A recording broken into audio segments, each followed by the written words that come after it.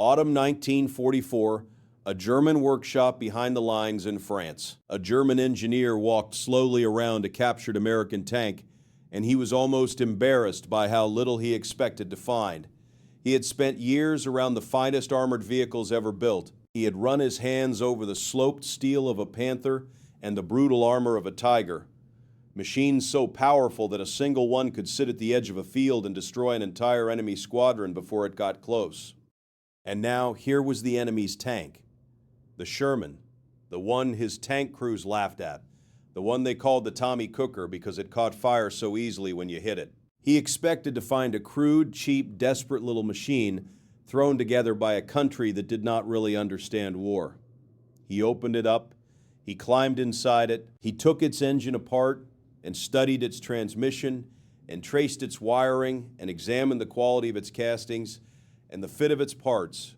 And the longer he looked, the quieter he became, because the Sherman was not crude, it was not desperate. It was something he had not expected at all, something that frightened him more than any thick armor or big gun ever could.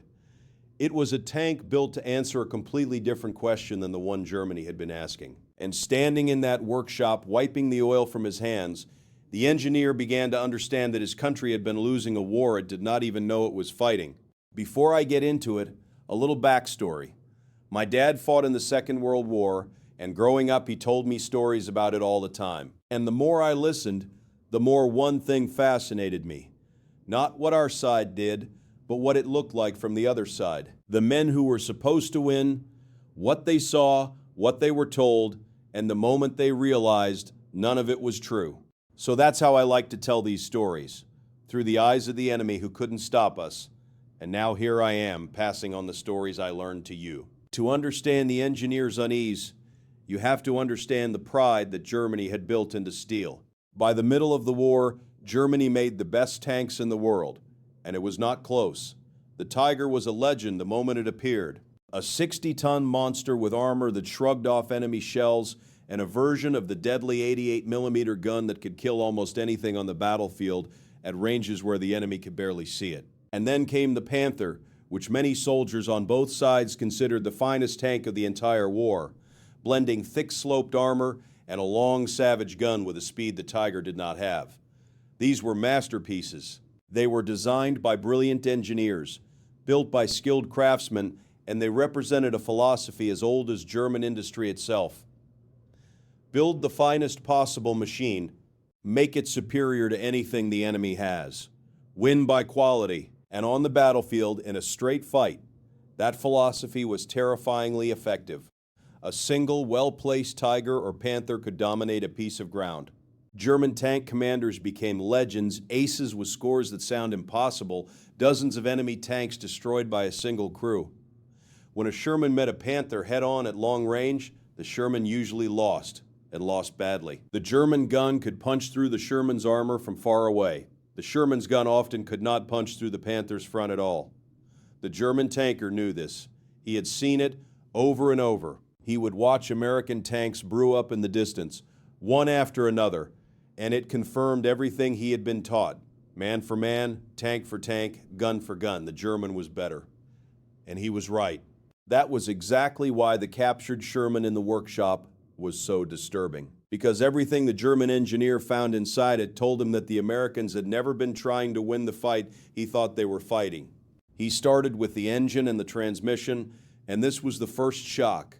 A German tank was a magnificent thing when it was running, but it was also a temperamental one. The Panther, for all its brilliance, was hard on its own parts. Its final drives, the gears that turned its tracks, wore out and broke under the strain of that heavy hull. Its transmission was fragile. These tanks needed constant, expert attention. And when they broke down, and they broke down often, they were difficult to fix in the field. And a tank sitting broken on the roadside was worth exactly nothing, no matter how good its gun was. The Sherman was the opposite. The engineer could see it in the design. Everything about it had been built to keep running and to be easy to fix.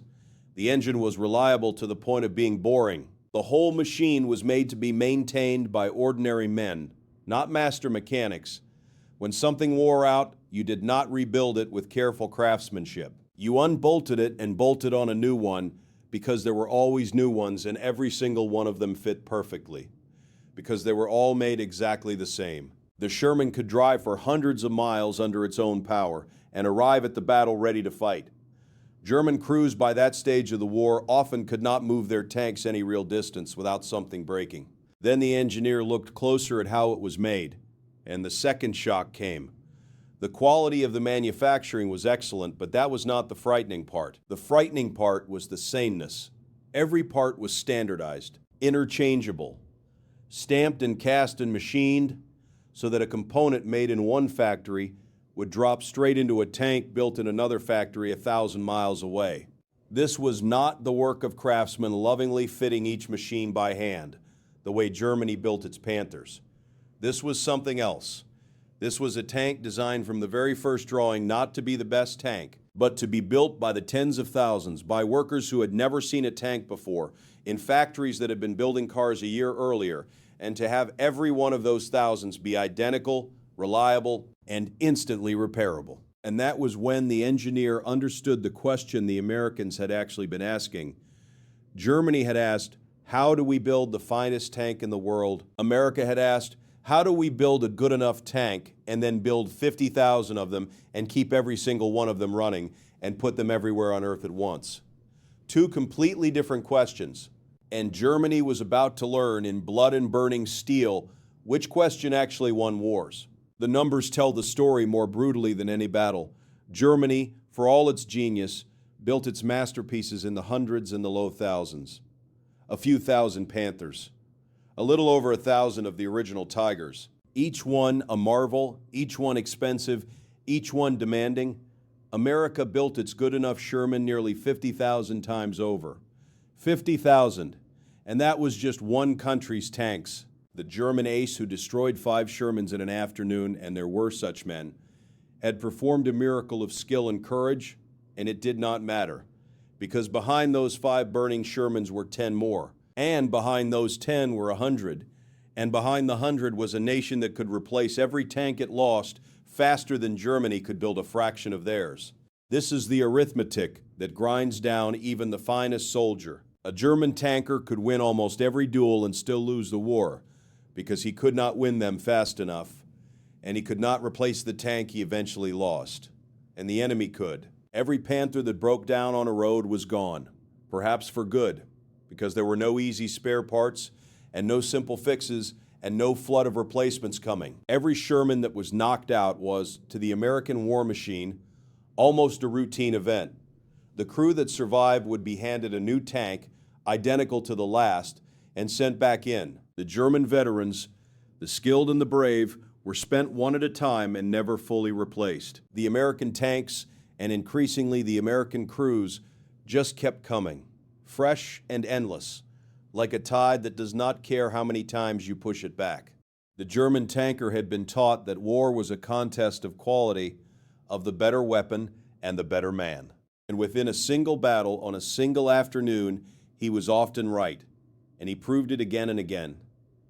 But the engineer in the workshop was staring at the proof that the war was not a series of single afternoons. It was a machine, a vast industrial machine of factories and railways and ships and interchangeable parts and reliable engines, and in that contest, the beautiful hand-built masterpiece was not an advantage. It was a liability. Germany was pouring its limited resources and its irreplaceable skilled labor into a small number of exquisite machines that broke down and could not be replaced, while America was drowning the world in reliable, repairable, endlessly reproduced steel. And the Sherman had one more quality the engineer would have recognized as the final proof of the American way of thinking. It was adaptable, because it was so simple and so standardized, it could be changed and improved without starting over. The Americans and the British bolted bigger guns onto it when they needed to punch through the German armor, and suddenly the tank the Germans had laughed at could kill a Panther after all. They turned it into a bulldozer, a bridge layer, a flamethrower, a recovery vehicle, even a tank that could swim ashore onto a beach. One reliable, mass-produced chassis, endlessly modified, doing the work of a dozen specialized machines. Germany kept designing new masterpieces from scratch. America kept improving the good enough machine it already had by the tens of thousands, There is a bitter kind of tragedy in it when you look at it from the German side. The German engineers were not wrong. They really did build better tanks. The Panther really was, in many ways, a more brilliant machine than the Sherman. The German tankers really were, on average, more skilled, and they really did win most of the individual fights. Every instinct they had, every value they had been raised on, said that quality wins, that the master craftsman beats the factory, that the better weapon in the better hands must triumph. And all of it was true, right up until the moment it lost the war, because the enemy had simply refused to compete on quality. The Americans had looked at the German masterpieces and instead of trying to build something more magnificent, had built something more numerous, more reliable, and more replaceable, and had let sheer industrial relentlessness do what elegance never could. The German ace could be the best tank commander in the world and still be overwhelmed, not by a better tank, but by an ocean of adequate ones that never ran out and never broke down and never stopped arriving. That was the truth the engineer carried out of that workshop in the autumn of 1944, wiping the oil from his hands. His country had built the finest tanks in the world, and his country was losing and would lose, and there was nothing in that beautiful captured machine that offered any hope, because the thing that made it deadly was not something you could copy in a single design.